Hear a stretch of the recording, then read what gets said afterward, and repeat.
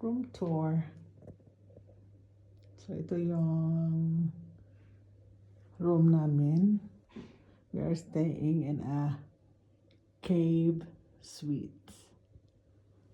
So, ang pangalan the name of the hotel is Kayatas Cave Suite Hotel.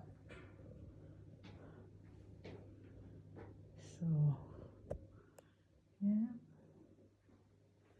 Na-experience ko naman na makahiga sa ganito. Very spacious. So, may extra bed. This is like more or less like for 3 people. Pero dalawa lang naman kami ni Rigor. So, may heater.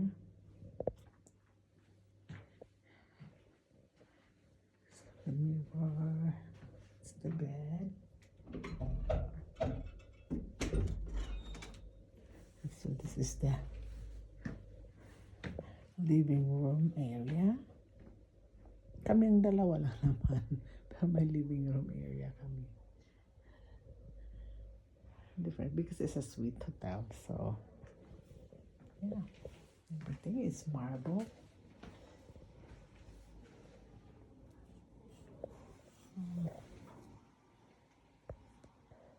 Very nice. And cozy. Okay, matutulog muna ako kasi gosh, wala natulugan. Galing kami ng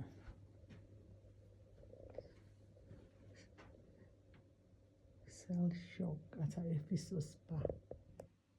Yeah, this is very nice. Yes, that's right.